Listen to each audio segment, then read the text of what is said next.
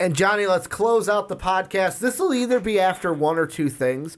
It'll either be after a nice Spider-Man discussion, or it will be after a Hawkeye discussion. I don't know which one, if we decide to push Hawkeye to next week or if we decide to keep it in this week. But I do know we're closing the podcast with the first ever Patreon call-in. Johnny, like I said at the beginning, what I wanted was Dan Lebitard on Highly Questionable has these.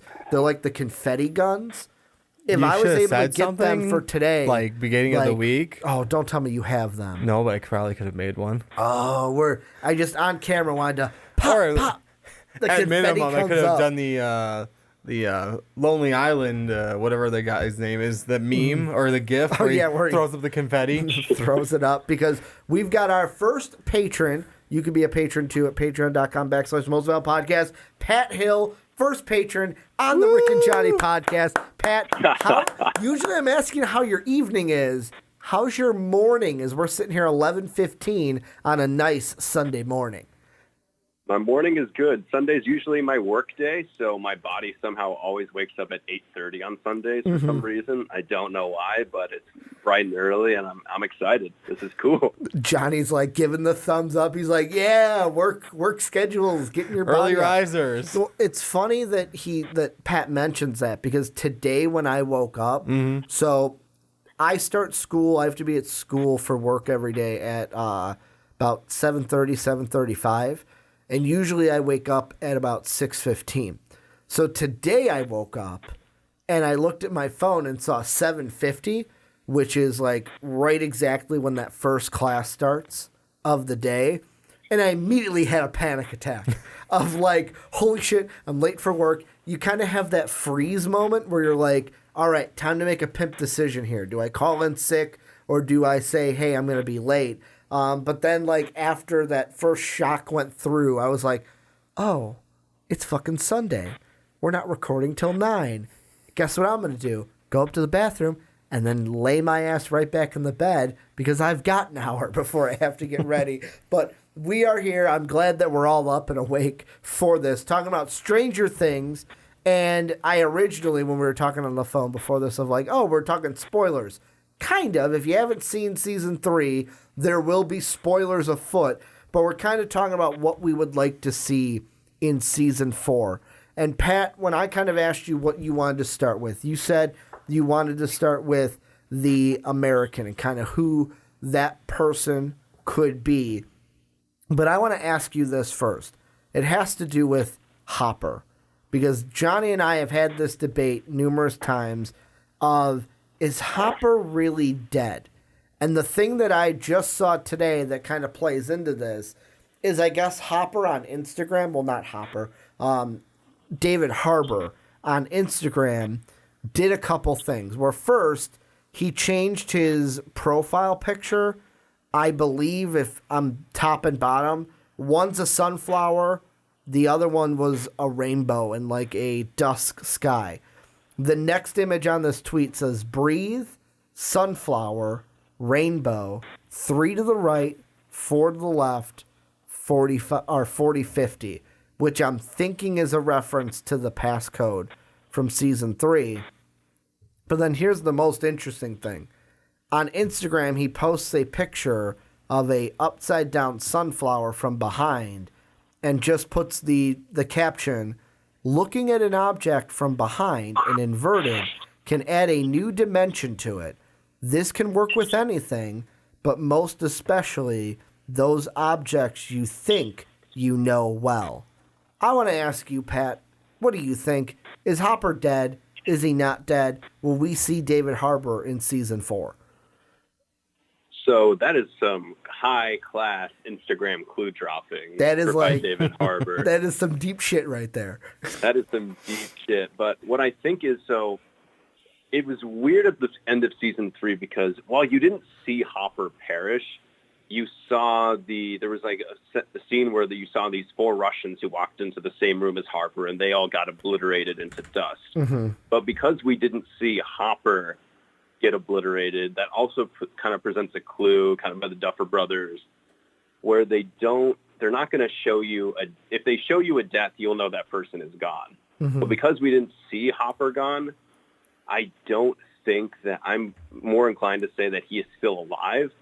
Although I don't know if he's still alive in like the present world or in the upside down, or he's in some crazy dimension somewhere else where it's kind of between the upside down and the real world. But right now I'm going to lean more towards that he's still alive. I just don't know where he is. I don't think he's in the upside down because I don't think Hopper could survive that long in the upside down.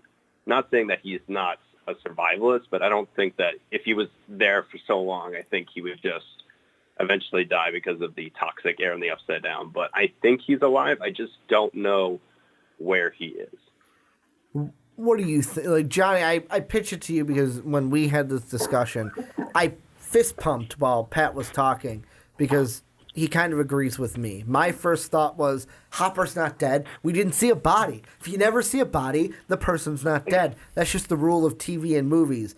You're on the other side, though. I was now that we... Oh, you changed your heart? Well, I mean, I've had time to actually think about it. Okay. Because we talked about doing this a little bit ago. We were supposed to do it last week, but I was sick. Yeah. So, I mean, I've had time to think about it. And, yeah, it makes sense that you see the Russians get obliterated, but you don't see Hopper. And it could be a difference of literally right next to the machine compared to, like, they were probably 30, 40 feet away. So a little blast from whatever is coming off of it. Yeah. And this kind of goes into, and I think, Pat, this is what you were referencing, the American. When you say the American, you're talking about the prisoner at the very end of season 3, correct? Right. Do you think that's Hopper? We'll just ask that. Do you think it's Hopper or is it somebody else? I'm more into the theory that is not Hopper because to me that doesn't make sense that he's somehow in Russia being taken prisoner by the Russians. I think he would just be killed, to be honest. I don't think they would take him prisoner. I think the more logical person of who that is Dr. Brenner, who ran the first lab in season 1, who was Papa to 11. Because to me that makes more sense because the Russians were trying to access the upside down and they were failing to do so. They needed someone who has actually explored the upside down, who has actually found a way into it. And Dr. Brenner is like the ultimate expert on the upside down, who isn't 11 or the doctor from season 2. So that, to me, that makes more sense because they would keep him prisoner and use him for his knowledge to figure out, okay, we can't access the upside down here. We need to go to Hawkins. So to me, that makes more sense. And I don't think, as much as people have been saying that Hopper is the American, I don't think Hopper is the American. I think it's more likely that it's Dr. Brenner. Yeah, like for me, the only thing I can think of that, because you'll have to refresh my memory a little bit because where we're at and all this is I watched it immediately after getting back from Vegas and California. What would that be, like the middle of July? Yeah. And I just binged it. I said, screw it. I've got summer vacation. I'm just going to binge the whole thing. So right now my details are like, it's been about 2 months since I've seen it. Both you and Johnny, you said as you were sick this week, you were like, fuck it, I'm going to start rewatching it. Johnny just finished it about a week or two ago. Like a week and a half. When they flashed to Russia, wasn't it like a 3-month jump? Wasn't there like a time jump? Don't remember that part. I actually don't. I watched that clip this morning, and it just says where they show that there's a town in Russia, but it doesn't have like any time jump to it. It doesn't say like 1 month later or 3 months later. It's just it's very a jump to Russia, and it doesn't really give you any indication of like what time of year it is. So honestly, I'm not sure about that. What's very easy is I could just pull up my phone and fucking pull up Stranger Things. But the thing that I was going to say of that, if there was a time jump, the thing I can kind of think about is it possible that maybe Hopper got trapped in the upside down and then got out of it, but when he got out of it, he didn't end up in Indiana. He ended up in kind of he just ended up in Russia maybe, Or is that just, hey, Ricky, you're grasping at straws. Thanks for playing, but you're on the wrong trail? I don't think that's. I don't know if that is logical, because from all we've seen with the Upside Down is you can access the Upside Down from the present world, but when you if you walk into the Upside Down from Hawkins, it takes you to the exact same place in Hawkins, just an Upside Down version of that. Okay. Yeah, So it's a parallel. I don't think that really works, because I don't think you walk through Hawkins and you're suddenly in Russia. I don't think that's how the Upside Down works. Yeah, and after watching it right now, you are right. It just says they're in Kamchatka, Russia. The other thing that I never noticed that I accidentally went to is when they're pulling the prisoner through everything, when they get to... Oh, okay. When they're pulling them down the stairs, they kind of do like a rotating kind of camera thing to where it's like a 180 almost. I wonder if that's to kind of symbolize, hey, like something crazy is going to happen upside down. That's where we get the Demigorgon. Yes. Do you agree with Pat, though, with the American not being Hopper? I'm kind of on the... I don't want to say I'm on the fence, because I'm leaning more towards it's Johnny's Dr. like, Brenner. I want to hedge my bets in case I'm wrong. I would say it's more likely Dr. Brenner, because that does leave the window open to, like, hey, could the American be Hopper? Because how the hell is there a Demigorgon alive when most everything that's connected to it dies off when the portal's closed? Yeah. Because the thing, too, and Pat, I'll go to you first on this, is what's going to be the main baddie of Season 4? Because Season 1 was the Demigorgon, because we just got everything introduced to us. Then in number 2, it was the introduction of the Mind Flayer. And then this last season was just kind of the new and improved Mind Flayer after it had taken over Billy. So is Season 4 going to be wasn't it a white Demigorgon for the Russian one? Wasn't it white? Something like that. Are we going to see, I'm going to call it the Russian Demigorgon. Is the Russian Demigorgon going to be the main villain? Does the Mind Flayer come back? What do you think is going to be set up? Or is it something completely new and different that we have not seen yet that's going to be this main villain? And if so, does it still attack Hopkins? Or not Hopkins. Does it still attack... I'm blanking on the name of the town. Hawkins. I wanted to say Hodgkins, and I'm like, that's not right at all. That's like a town in our area up here in Chicagoland, Illinois. Hawkins. Does it attack Hawkins? Because the last thing we see of the families is that they're leaving. They're leaving Indiana. They are leaving Hawkins to get away from everything. So, do you think it's going to be? It comes back to Hawkins, and they have to come back to kind of save their hometown?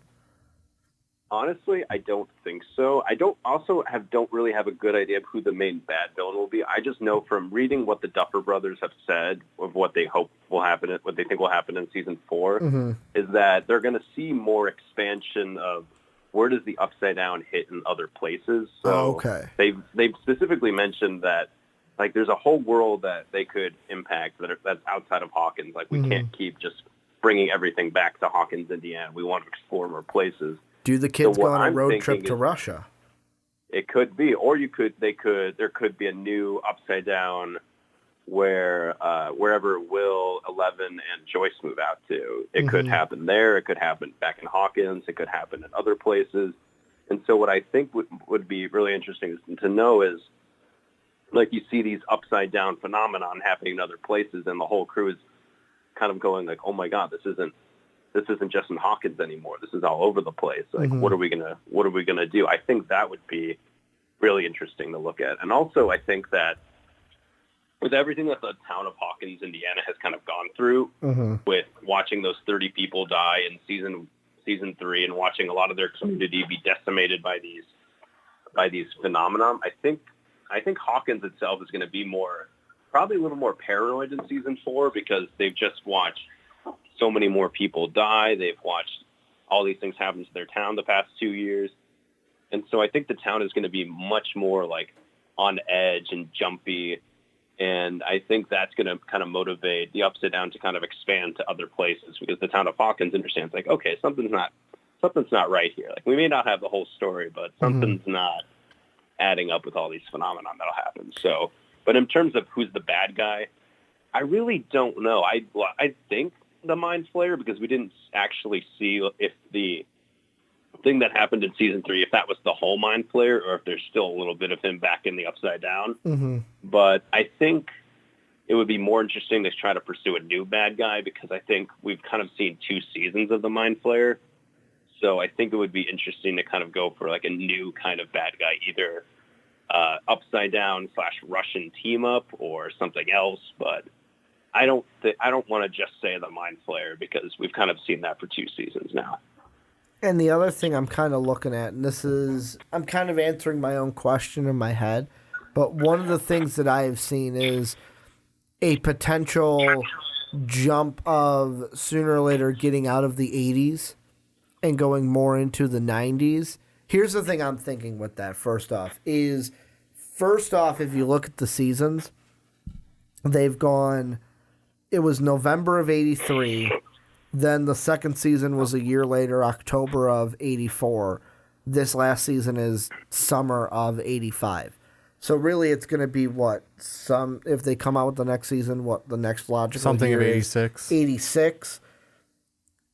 And also, like, I look at it too of like, is next, and this ties it into the villain thing, is next season's villain not necessarily going to be a creature of some sort? Like, we're not going to introduce something. Like you said, we've had the Mind Flayer for 2 seasons. Give us something new, or give us a villain, as I use my air quotes, that we've already seen, but in a different form. And that's kind of like we had the Demogorgon teased, of like, we've already seen the Demogorgon, but now it's back. It's improved. We're giving you a new villain in an older form, kind of a situation where the true villain of the next season, I'm going to go more on the side of that it's 1986, is that we got to continue this Russian thing, and the Russians are the villain. Because we didn't get really answered, like, we got the answers that the Russian facility was trying to use the laser to puncture open the portal that 11 sealed in season 2, but we never got the answer why. Why were they doing it? Is it something as simple as we're curious about it? Like, because while all of this is going on, we're in the heat of the Cold War. I think we're ending of it. We're 85. Right? 91 is when it officially came to an so end. we're like coming to the end of it, because it started in like the 50s. Yeah, and that's why I feel like the 90s wouldn't make sense, because you just teased Russia. You can't continue that if the Cold War is over. But yeah, we're coming to the end of it, but still, it's kind of like is it more of a, we're going to experiment on this, how could we use this to help us kind of a situation? Or is there like a certain reason that we don't know about of why the Russians are so intrigued with this? Because the Russians seem to be knowing everything about this. Well, like, the Americans don't. That's why I would agree with Pat about possibly being Dr. Brenner, the American. Because then, like, that's what the Cold War was. America versus Russia, an arms race. Yeah, we all know about the nuke thing, and like, raising arms like that. And like getting to the moon first. And getting to the like moon that. first was another one. And then, but I mean, this could be just another tie-in to that whole, hey, well, the Americans opened up the Upside Down. Maybe the Russians thinking, we can harness the Upside Down as our own way of having more, a jump on the Americans. So this is just kind of like another race kind of. It's just another part of the race. Okay. Pat, what do you think? The triathlon. What do you think about that? That this is just like another part of the race in the triathlon known as the Cold War? I kind of view it as part of a race as well, because they don't really give us a reason in season 3 about why the Russians are so interested in it. And we kind of assume, excuse me, because of the Cold War, that they're in just another arms race with the Americans of like, oh, this is an unknown world with these crazy creatures. maybe we can use these Demogorgons as a fight against Americans or fight to like establish ourselves. So they don't really give us a reason other than that for us to believe that. But that could be an interesting avenue in season 4 to kind of explore, like, what is it about the Upside Down that the Russians are so interested in? Or it could open up other areas of, like, why are other groups so interested in the Upside Down? Since we've seen for 3 seasons now that it really doesn't deserve to be messed with. Here's the other thing that, and this is, I'm throwing this out as more of a joke, but I want to make sure, because my brain is not working right now. Dusty Bun's girlfriend, what was her name? Susie, that was it. I was making sure that it wasn't with a B, because one of the things that I saw online that kind of broke my heart was it was a meme, and this kind of goes into who we could see die in season 4, because every season we've had somebody die in one shape or another. The meme basically said, Stranger Things. If your name starts with the name B, we know one thing. Stranger Things is going to kill you. We killed Beth in season 1, we killed Bob in season 2, and we killed Billy in season 3. So that's why, to me, the first thing I was like, please don't kill Susie. I actually like Susie from season 3, and I don't want Dusty Barb Bun. in season 1? Barb, yeah. Barb, that's what I'm thinking. I said Beth, didn't I? Yeah, you did. Barb, Bob, and Billy are the 3 that they 3 killed. Bs. That is how unimportant. Like, I get that there's Barb fans out there, and people want to bring back Barb. That's how unimportant Barb was to me. I don't know about that. That I can't remember her name. What's so cool about Barb that people just want, like, building, like, fan memorials to her. Like, she's only in, like, 3 episodes, and she only says, like, 20 lines in the entire first season.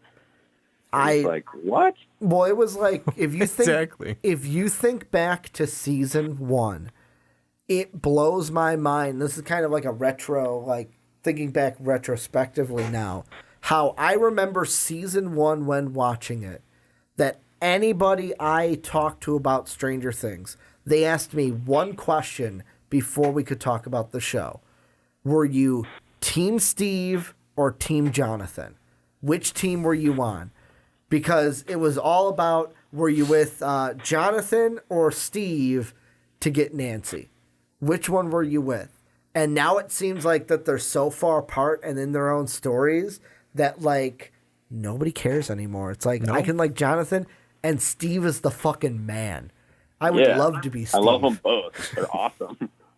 I mean, Steve this last season was just like, can we also talk about that? How, like, Steve getting his heart broken again? Yes. Again. Goddamn. Come on. Give the guy a break. Falls in love with a girl, and it's like, nope, I can't. I like girls. My big thing was the actor who plays Steve, Joe Carey. Like, when he found out that he was going to be working in this ice cream shop, he actually said in an interview, like, I'm not going to be wearing this ice cream uniform all season, am I? They're like, nope, you're going to wear it all season. That's the only thing we're going to see you in, is this sailor ice cream uniform. He did That's wear when it all I felt season. like, oh, man, I'm sorry, Steve. He did wear it all season, that's right. But he made that suit badass. He did. Well, he had the ice cream holster. He had the scooper holster, which made it awesome. Oh, man, not out of the scooper. Use a spoon. Pat, I'll ask you, anything that we're missing that you think we need to hit before we end our Stranger Things discussion? The other big thing that I really want to hit on is what I think is going to be a really interesting storyline is at the end of season 3, 11 doesn't have the abilities that she used to have. Like, she can't move things anymore, and she can't, maybe she can't access other people or find other people that she used to. And to me, that's really interesting because the past 3 seasons, you know, the group has always been like, oh, as long as we have Elle, we'll be okay. Well, now they don't really have Elle because she doesn't have her abilities anymore. Is it just, though, that it's kind of like a battery? She's been using them too much, and she's just got to recharge them, though? I don't know, because, like, they usually come back after a certain time, but we can see, like, as they're moving out, like, she's trying to use them, and she still can't use them. So maybe the fight with the Mind Flayer kind of did something to her or something else. But I think that's a really interesting storyline for season 4 is as she goes along in the season, the group kind of has to learn how to fight against whatever enemy they're fighting without L's abilities as kind of like a fallback of like, oh, we have L, we'll win. Like Max says in season 3, like, we have our solution, it's L. And like, well, now you don't really have her abilities anymore, so you guys got to have to think of new things to fight against whatever enemy you're fighting against, which to me is really interesting and really exciting. I think she'll get her powers back eventually, but it's going to be far and far along into the season. I don't think it's going to be like episode 3, she suddenly gets them back. No, it'll probably be at the end of the season or towards the end of the season. Like in the mall, they couldn't just use L. They had to like learn, like they used like the little bombs and stuff. The little bombs. Yeah, Lucas used Lucas, for example, like, no, we can't just rely on L strictly. He grabbed the shit ton of the high explosive fireworks. Yeah, and that's why I think it's more of like, to me, I'm thinking one of two things. I'm thinking it's either one, a strain thing where it's kind of like, I think of like X-Men, where Jean Grey, the longer she uses her powers, she just becomes exhausted. Harder toll. To where it's like, maybe this is L. We're beating the Mind Flayer this time. She had to use her powers more than she's ever had to use them. To where, yeah, it's going to take her longer to kind of regain those powers. The other thing that I can think of is, what if it's a, like, 11 and the Upside Down are kind of like a yin and yang, where it's kind of like, think more Star Wars now, where you can't have the good without the bad. You can't have the light side of the Force without the dark side of the Force.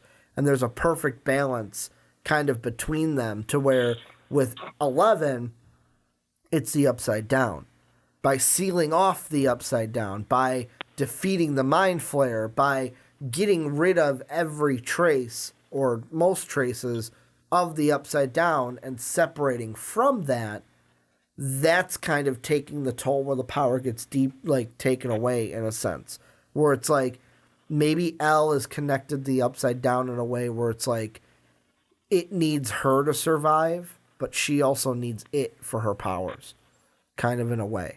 And maybe we haven't had that fully explained either by Papa or by somebody, because we don't exactly know for sure. Like, we know about Papa, but we don't know exactly, like, yeah, they did this and she got her powers. I'm going to say you might be onto something, but you're not, like, quite taking the right path. Because remember... I'm just taking broad brush strokes, and I'm not fine detailing. Yeah, exactly. Because here's the thing. She, in season 2, she closed the portal, still had her powers. But the longer it's been closed, maybe it's a time thing. Well, I mean, it's just been closed then. Yeah, but now in season 3, it's been a year. No, because it was just opened by the Russians. Her powers should be working fine. It just closed, and now she doesn't have her powers. I wonder if more so it has maybe something to do with that.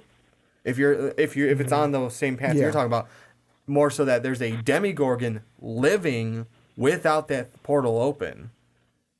That's screwing it up. Or, like you said, could just be a strain, like you pull a muscle and you can't use it for a little while. Yeah. What do you think, Pat?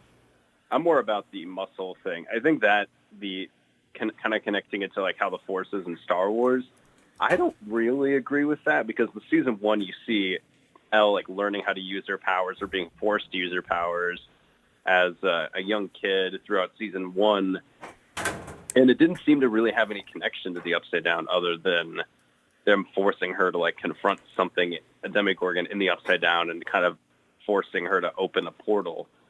So to me, it feels like it's kind of like getting like the yips in sports, where like something just happened and she just can't seem to connect something anymore.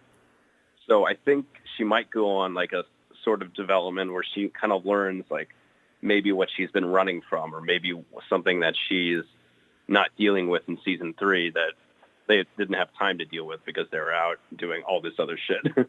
But I kind of see that more likely. I don't think it's just such an extreme connection between her and the Upside Down. I think there's something with Elle specifically that she maybe needs to address before she gets her abilities back. That makes sense. Anything you guys think we're missing? Because the only I can't wait for Joyce to do something other than. All her. She's gonna write all and, over the walls, man. For 3 seasons. Where's season my baby 1, boy? It was, I can already see the memes because the meme I talked about earlier was like, season 1, where is my son? Season 2, what is wrong with my son? Season 3, why won't my magnets stay on my fridge?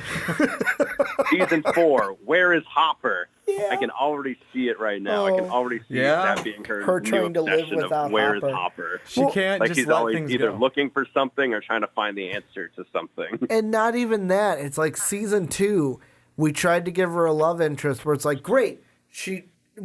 We knew in season 1, season 2, where it was like there was something starting to grow there. Like obviously we could see it, which made it great when they were like one of the fucking characters in season 3 was like, can we get this over with? Can we get this sexual tension just over with and you guys just fuck already? Maury. Yeah. When he was like, just get it done because we all know it's like gonna happen. Mm-hmm. We tried to give her a boyfriend in Bob with Steve Austin's character, Sean Astin's character.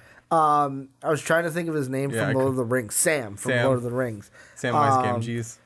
But then what do we do at the end of that season is we kill him. That's what we think. That's what we think of you, Joyce. We're going to kill you. Oh, and then we're finally going to give you Hopper. And guess what we're going to do? We're going to kill you. So you know who I feel sorry for? Whoever her love interest is in season 3. Because they're going to die that season. As long as their name starts with a B. Yeah, that too. As long as their name starts with a B. That's why I don't think Hopper's dead. Because his name didn't start with a B. His name started with an H. Over Alexi's death in season 3. That most of the other being like, he just wanted to win a Woody the Woodpecker doll. Yeah, and he wanted that Slurpee that he got. Wanted to be an American. Him just drinking that Slurpee. And that Russian Arnold Schwarzenegger just shoots him. Like, man. Speaking that cut. Speaking of that, are there any 80s and pop culture references you want to see next season? Because I love how they always play something into it. Because obviously we had Ghostbusters. It's got a Goonies vibe in general. It's got what is it? That season it was that guy was the freaking Terminator. Mm-hmm. He just wouldn't go down. Right. That's right. It was kind of like a Terminator. Yeah, thing. I got a Terminator thing out of that one. I can't think of anything specifically because they've dropped so many 80s references into that show over 3 seasons. And I'm trying to think of something that they haven't dropped other than anything. I would love a little nod to, it would be funny if they threw, because Ricky really wants the 90s to be a reference. If they threw in a 90s Bulls Jordan jersey and be like, all right, there we go. I see you. But other than that, I can't think of anything at the top of my head because they've dropped so much into that already. Yeah, you're right. There are a lot of even little references here and there that everything from Stephen King to Star Wars to Ghostbusters, Stand everything. By Me. Yeah, absolutely. Fucking, I'm looking here at an article, and of course, my tablet's been doing something weird today where it's like, hey, you're gonna load up a page, we're just gonna not let you load up that page. But it has been a great time, a jam-packed show.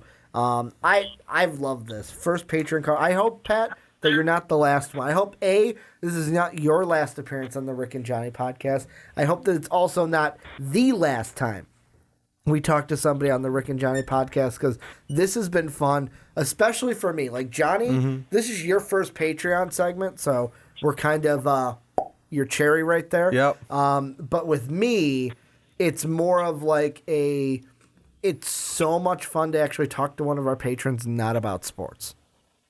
Hey. I love sports, but it's new to talk to somebody not about basketball or football or college sports.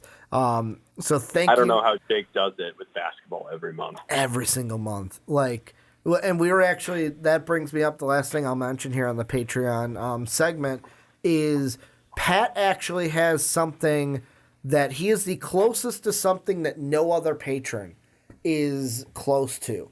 I think Sam may be trying to beat him to it because Sam mentioned it about how many podcasts has each patron been on. Oh, okay. But I reference it in baseball. So I'll explain it to you, Johnny. Hitting for the cycle in baseball is in one game hitting every single hit. So you get a single, double, triple, and home run. That's hitting for the cycle. Pat has almost hit for the cycle when it comes to Patreon call-ins. He's been on the Rick and Johnny podcast now. He's been on the Primetime podcast, the Onside Kick, the Fast Break. The only ones he's missing is he hasn't been on Superfans yet. Too Old to Game is a gray area because since Dave and I discontinued that, like, I don't know if we count it anymore. But obviously, like, Sam wants to be on it, and if he does, we'll probably do a special one. A Graphic Conversation we've kind of discontinued, so I don't really count that one. So really, Pat just needs like an MVP podcast that Christian's been on before and a Superfans appearance. And he will have been on, and What's Your Fantasy? Pat is 3 podcasts away from being the first patron to make the rounds and be on every single show on the network. Ooh, almost there. I'm getting there. I'll get there eventually. I'm definitely going to hit up Superfans in an MVP podcast. Pat's like, I got to talk Chicago. Gotta talk Chicago sports.